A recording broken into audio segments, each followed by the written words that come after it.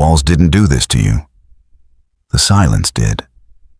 The same silence you've been calling peace. You asked for it, eventually. Fewer obligations, fewer interruptions, a little distance from the noise of other people's demands. And somewhere in the granting of that wish, nobody warned you that silence isn't actually the absence of pressure. It's a different pressure, one with no source you can point to and negotiate with. And it has a way of getting louder the longer nothing else is there to compete with it. There's a concept running through Byung-Chul Han's later work that names something most people mistake for its opposite. The exhaustion isn't only produced by too much connection, too much stimulus, too much demand pressing in from outside. It's also produced by the specific modern collapse of ritual. The loss of the shared structures that used to organize time, contain solitude, and give isolation a container it could survive inside of. Ritual, in the older sense, wasn't decoration. It was scaffolding. Meals with fixed times, communities with fixed obligations to each other, repetitions that didn't ask to be justified because their value was in the repeating itself, not in any individual outcome they produced. Han argues that a society organized entirely around achievement and individual optimization has quietly dismantled almost all of that scaffolding. Because ritual doesn't optimize. It doesn't produce measurable output. It just holds you, the way a frame holds a canvas, and a culture obsessed with production has no patience for structures that exist purely to hold. What's left, once the scaffolding is gone, isn't simply more freedom, the way it gets marketed. It's isolation without a container. And isolation without a container behaves very differently than solitude with one. Solitude inside a ritual, inside a community, inside a repeated structure that other people are also inside of at the same time, has an edge to it, a place where it stops and something else begins. Isolation without any of that has no edge. It doesn't hand itself back to you at a fixed hour. It just keeps expanding, quietly, into whatever space you give it. And the mind left alone in an unstructured expanse for long enough will eventually start manufacturing its own structure, its own company, its own rituals. Because the human mind does not seem able to tolerate a truly empty room for very long. So it fills the room itself with whatever's available and calls the filling company. It's worth being precise about what ritual actually did. In the older sense Han is reaching for, because the word gets used loosely enough now that its actual function is easy to lose. A ritual wasn't primarily about the content of what got repeated, the specific meal, the specific gathering, the specific word said at a fixed hour. Its value was structural. It told a person, reliably, that this particular stretch of time had already been decided, was already spoken for, didn't need to be filled by individual will or individual anxiety, because the repetition itself was doing the filling. This is precisely what disappears in a life optimized entirely around individual achievement and flexible, endlessly rearrangeable time. Nothing is decided in advance anymore. Every hour has to be actively chosen, actively justified, actively filled by a self that's now solely responsible for its own containment. And a self responsible for its own containment, with no repeating structure to lean on, is a self one bad week away from discovering it has no edges left at all. Now put a face to this, because Kubrick built an entire film out of exactly this collapse. Dressed as a haunted hotel, and the ghosts are almost beside the point once you see what the film is actually tracking. The Overlook Hotel isn't haunted in the way the marketing wants you to expect, with spirits imposing themselves on an innocent family from outside. What the Torrance family actually experiences is a slow, accelerating collapse of the very scaffolding Han describes, staged with such patience that by the time it turns openly supernatural, the film has already done the harder, colder work of showing you exactly how a mind gets there without any ghosts at all. Consider the specific shape of Jack Torrance's isolation, because the film is unusually careful about what it removes and in what order. He isn't isolated the way a hermit chooses solitude, deliberately, with a structure of his own devising to hold it. He's isolated by a job that requires him to occupy an enormous, empty building for months, with almost no fixed obligations to anyone, no shared meals with a wider community, no repeating structure larger than himself to answer to. The hotel gives him space, endless space, and nothing to organize it. And the film tracks what happens to a mind handed that much room with no scaffolding inside it. It doesn't relax into the space. It starts hunting for something to fill it with.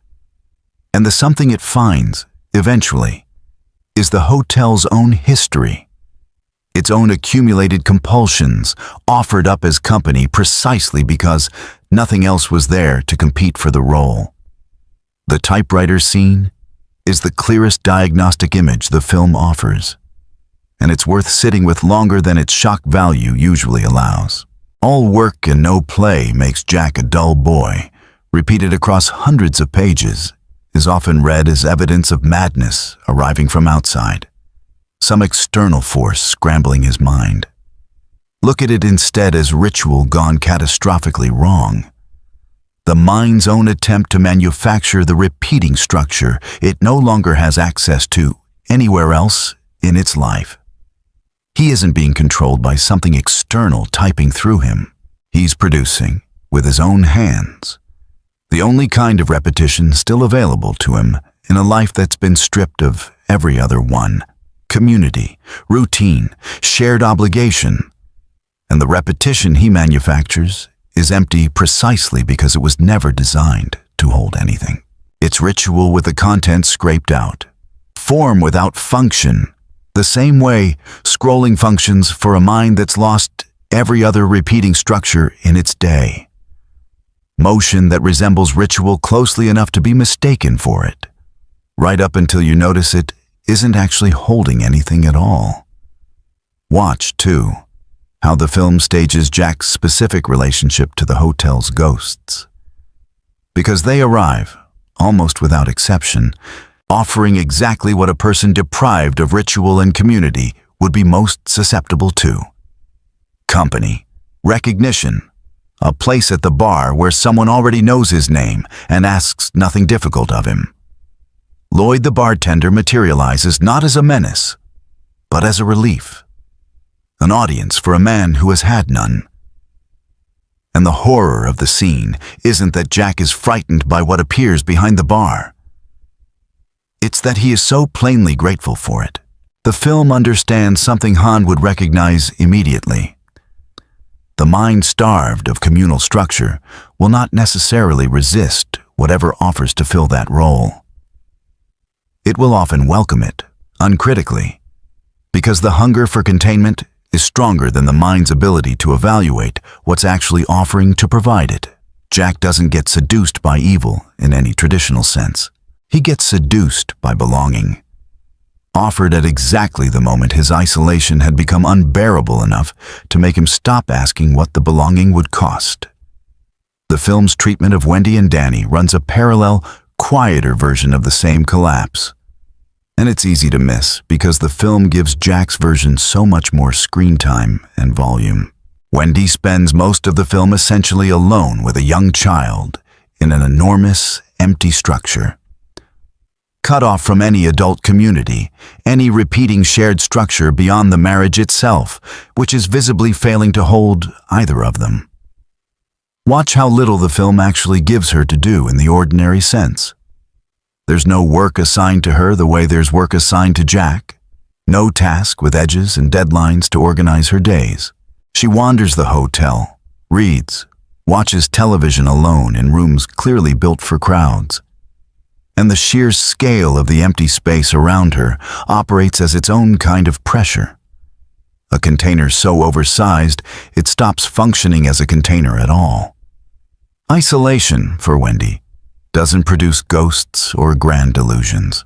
It produces a kind of watchful, quiet exhaustion. The exhaustion of a person doing all the emotional labor of holding a family together, with no external structure lending her any help in the holding. Danny, meanwhile, manufactures his own company in Tony, an imaginary presence who speaks through his finger in a voice not quite his own. And the film never entirely resolves whether Tony is supernatural or simply what a profoundly isolated child's mind produces when there's no wider structure available to hold him. Either reading supports the same underlying argument. Every member of this family, stripped of the ordinary scaffolding a functioning community would have provided, generates a substitute from whatever material is closest at hand, ghosts for Jack, an imaginary companion for Danny, and the substitutes are never adequate replacements for what was actually lost, because a mind manufacturing its own containment from isolation is not the same as a mind held by something real outside itself. Danny's gift, the shining itself, only sharpens this point rather than complicating it. He can see further into the hotel's accumulated history than anyone else in the family, which means he's not protected from the isolation by his perceptiveness. He's simply the family member most exposed to exactly how much unfilled, unstructured space this building actually contains, and how hungrily it wants a mind to fill it. The maze becomes the film's clearest visual argument for what isolation without a container actually does to a person over time, and it's worth noticing how carefully Kubrick sets it up long before the final chase makes the metaphor explicit. A structure with walls but no exit that reveals itself. Repeating corridors that offer the appearance of navigable space while actually containing nothing but more of the same enclosed repetition is a nearly perfect image for what Jack's mind has become by the film's final act. He isn't chasing his son through a physical maze so much as finally, literally, inhabiting the shape his own isolation had already built inside him for months. Danny's escape from that same maze is worth setting directly against his father's collapse inside it, because the film gives the child, and not the adult, the one genuinely successful act of self-containment in the entire story. He retraces his own steps, backward, deliberately, using a structure of his own devising to survive a space that had no structure of its own to offer him. It's the closest thing the film has to ritual improvised under pressure, a repeating, deliberate pattern imposed on a space designed to have none. And it's telling that a child manages it, while the adult, further along in his collapse, cannot. The final freeze, Jack caught motionless in the snow, exhausted, having run in circles inside a structure with no genuine way out, is less a punishment delivered from outside than the visible shape of where his particular collapse was always heading, made external for the camera to hold. There's a colder reading available of the hotel's recurring line, delivered by the ghostly Grady in the bathroom scene, that Jack has always been the caretaker, that he has always been at the overlook. Read through Han's framework. This stops sounding like a supernatural claim about reincarnation and starts sounding like something closer to a structural one. The role Jack occupies, the isolated figure filling an empty structure with manufactured company because no real scaffolding survives to hold him, isn't unique to this particular man in this particular winter. It's a position the film suggests keeps refilling itself, generation after generation. Whenever a person is placed alone in enough unstructured space for long enough, because the vulnerability isn't really about Jack's individual character flaws. It's about what happens to any mind handed too much isolation and too little containing structure, which is a condition the film locates in a haunted hotel, but which Han would insist doesn't require a haunted hotel at all. Only the ordinary, unremarkable withdrawal of community and ritual, that a great many lives have already quietly undergone, without anyone needing to call it horror. The scene itself stages this argument with unusual precision. Grady, another caretaker, another man who filled the hotel's silence with its own history and was consumed by what he found there, sits calmly in a red bathroom, explaining to Jack that he has always belonged in this position, as though the role itself predates and outlasts any individual occupying it, a function waiting patiently for whichever isolated mind arrives next, with enough empty time on its hands to fill. So here's the question this film actually leaves you with. Once you take the ghosts off the shelf and let the structure sit against your own life instead of Jack's fictional winter, not whether the hotel was evil, and not whether Jack was always doomed. The question is smaller and considerably harder to sit with, honestly. How much of your own day now unfolds inside a version of that same unstructured expanse? Technically full of contact, technically full of connection, but empty of anything that actually functions as ritual. Anything repeating enough and shared enough to hold you the way a frame holds a canvas. And when that emptiness gets loud enough, what have you already started manufacturing to fill it, quietly, without asking whether the company you found there was ever actually company at all? If the honest answer is that you've built your own version of the typewriter, some repeating motion that looks like structure but was never designed to hold anything, that isn't evidence you're becoming Jack Torrance. It's evidence that the scaffolding Han describes really has thinned out as much as he claims. For nearly everyone, not just for a man alone in a hotel for a winter. Jack had ghosts arrive to offer him belonging at the exact moment his isolation became unbearable. Most people don't get anything nearly that dramatic. They just get a feed, always available, always willing to fill the silence the moment it starts to say something they'd rather not hear. And it rarely needs to work as hard as Lloyd did to be welcomed in. Consider finally what the film refuses to offer as a way out, because the absence is as deliberate as anything it does show you. There's no scene anywhere in The Shining where a character successfully rebuilds the scaffolding they've lost. No moment where community arrives from outside to interrupt the isolation before it calcifies into something dangerous. The family is never rescued by other people, because there are essentially no other people in the film's world for most of its running time. Help, when it finally arrives in the person of Dick Halloran, arrives far too late and is disposed of almost immediately, as if the film wants to foreclose even the fantasy that an outside container might show up in time to matter. This isn't a failure of plotting. It's the coldest part of the argument. Once the scaffolding is gone and the isolation has been left unstructured for long enough, the film suggests there may be no clean, external rescue waiting on the other side of it. Only whatever the isolated mind manages, or fails, to build for itself in the meantime, the way Danny built his backward path through the maze, while his father built nothing at all, except a repeating sentence with no meaning left inside it. That asymmetry between father and son is worth carrying out of the film more than any single image of blood or ghosts. Because it's the one place the story offers something other than pure diagnosis. Danny survives not because he was protected from the isolation. He was arguably more exposed to it than anyone. But because he found, or was given, some small structure of his own to impose on a space that offered him none. It's not much. It's a child retracing his own footprints, but measured against his father's total collapse into a hotel's inherited compulsions, it's the difference between a mind that manufactures its own containment on purpose, deliberately, as an act of will, and a mind that simply absorbs whatever fills the silence first, because nothing of its own was left standing to compete with it. The question the film leaves running isn't whether you have silence in your life right now. Almost everyone does.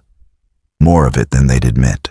The question is whether anything in you is still capable of building Danny's kind of structure inside that silence, on purpose. Before the silence gets around to filling itself with whatever's standing nearest the bar.